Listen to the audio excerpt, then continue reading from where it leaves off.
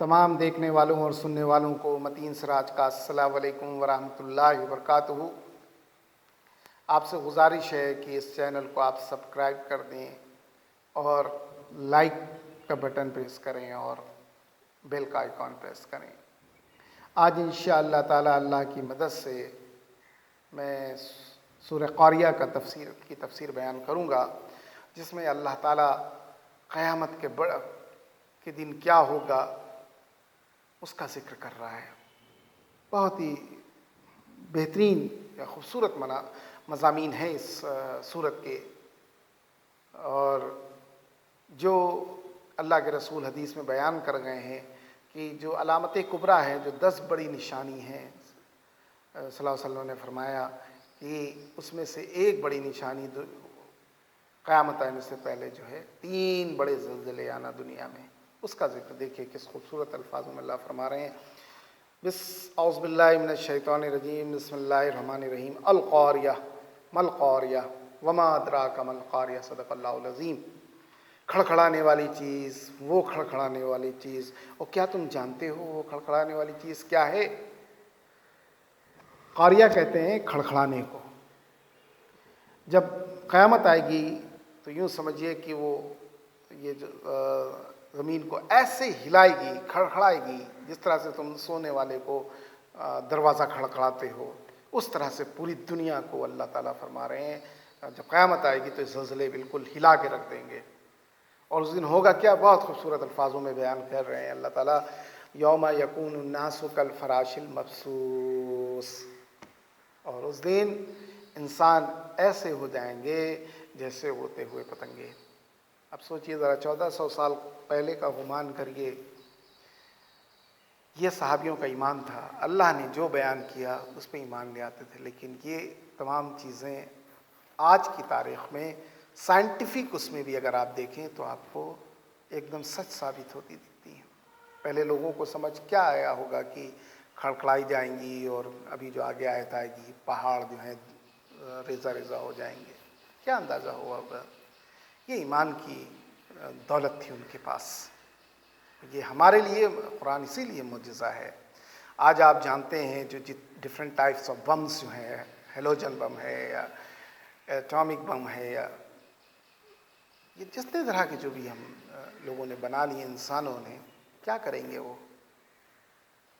بالکل وہی نقشہ پیش کیا جا رہا ہے یہاں پہ کہ اللہ تعالیٰ جب یہ قیامت بھیجے گا، قیامت طاری کرے گا دنیا میں، تو انسان ایسے ہو جائیں گے جیسے اڑتے ہوئے پتنگے۔ جیسے کہ آج کا آپ کو علم ہے کہ اگر دنیا سے گریویٹیشن فورس کو ختم کر دیا جائے تو انسان اڑنے لگے گا، اور یہ جو بم وغیرہ چھوڑاتے ہیں، پہاڑ بھی ریزہ ریزہ ہو جاتا ہے۔ اس وقت تو ان کے پاس کوئی ایسی ڈیوائس نہیں تھی۔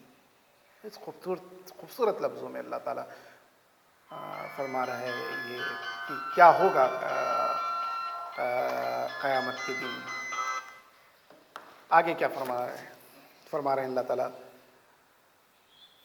وَتَكُونُ الْجِبَالُ كَالْعِهْنِ الْمَنْفُوشِ، اور یہ پہاڑ جو بڑے بڑے تم دیکھتے ہو، یہ ایسے ہو جائیں گے جیسے دھنی ہوئی روئی۔ بہت خوبصورت الفاظوں میں کئی جگہ قرآن نے فرمایا کہ یہ جو پہاڑ ہم نے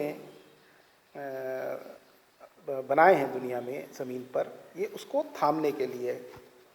اب آپ جانتے ہیں کوئی چیز تھم اسی وقت سکتی ہے، جیسے خیمہ آپ زمین میں گاڑتے ہیں تو کیل کا جتنا حصہ اوپر ہوتا ہے اس سے کہیں زیادہ نیچے ہوتا ہے۔ آج آپ کو حیرت ہوگی، سائنس نے جو بتایا ہے کہ یہ جو پہاڑ جو اوپر نظر آتے ہیں اتنے ہی نیچے ہیں، تبھی تو تھامے ہوئے ہیں۔ یہ بات کس کو اس سے پہلے علم تھا؟ یہ بھی جو ہے ایسے ہو جائیں گے جیسے دھنی ہوئی روئی۔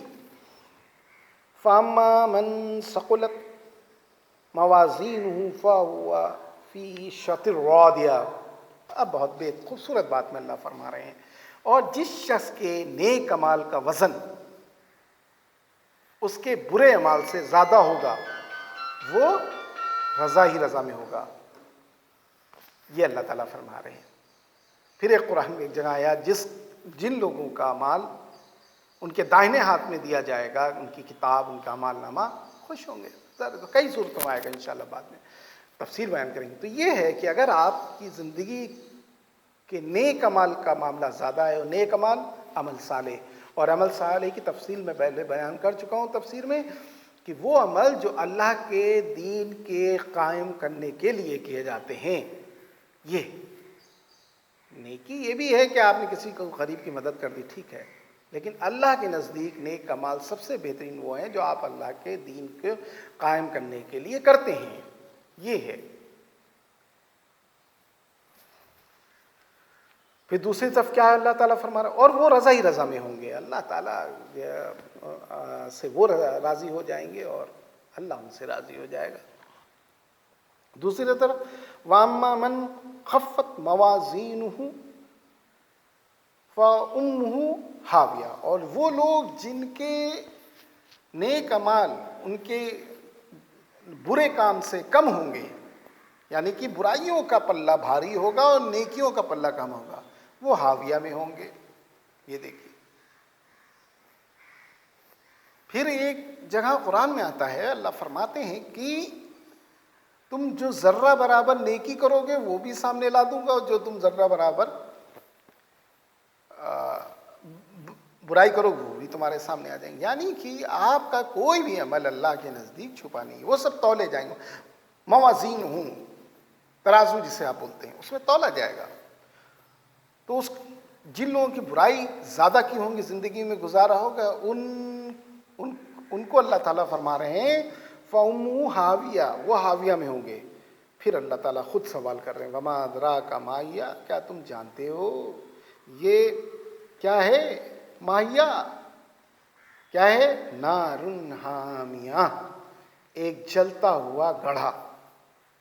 یہ ہے، یہ بہت اہم بات ہے کہ ہمیں علم ہونا چاہیے۔ بے شک ایک بہت خوبصورت سی حدیث بخاری کی شریف کی میں بیان کرنا چاہتا ہوں یہاں پہ، کہ اللہ کے رسول نے فرمایا میں اس انسان کو بھی دوزخ کی آگ سے نکال لاؤں گا جس نے اپنی زندگی میں کوئی نیکی نہیں کی ہوگی۔ دیکھیے ذرا، لیکن یہ سمجھنے کی بات ہے جو اہل ایمان کے لیے کہ کیا وہ واقعی جو ان کے دماغ میں ہے کہ صلی اللہ علیہ وسلم یا معاف کرا لائیں گے ہم کو، ہمیں ان کی امت میں سے، کیا واقعی وہ کچھ دیر بھی دوزخ کا تصور، جانے کا تصور برداشت کر سکتے ہیں؟ کچھ لمحے کے لیے بھی نہیں۔ اور اس کے بعد اس سے پہلے عالم برزخ ہے، کیا وہ قبروں کی سختیاں برداشت کر سکتے ہیں؟ تو ہم میں سے کوئی بھی اگر اللہ اور رسول کے اوپر ایمان لایا اور اس جیسے عمل نہیں کیے تو کوئی بھی بچے گا نہیں۔ اس سے پھر ایک اور خوبصورت حدیث آتی ہے جس میں صلی اللہ علیہ وسلم نے اپنی بیٹی فاطمہ رضی اللہ عنہ کا بہت تفصیل، بہت مختصر سا بیان کر رہا ہوں کیونکہ سب چیزیں اس صورت سے متعلق ہیں، کہ اے فاطمہ تم دنیا میں جو چاہو مجھ سے مانگ لو، لیکن اللہ کے نزدیک میں تمہاری مدد نہیں کر پاؤں گا۔ یہ ہے، تو کوشش کریں اپنے اعمال اور عبادات کریں اور خوب کریں اور اللہ سے توبہ استغفار کریں، انشاءاللہ تعالیٰ اللہ ہم لوگوں توبہ قبول کرے گا۔ اللہ تعالیٰ ہم لوگوں سوچنے سمجھنے سے پہلے عمل کرنے کی توفیق بھی عطا فرمائے، آمین ثم آمین۔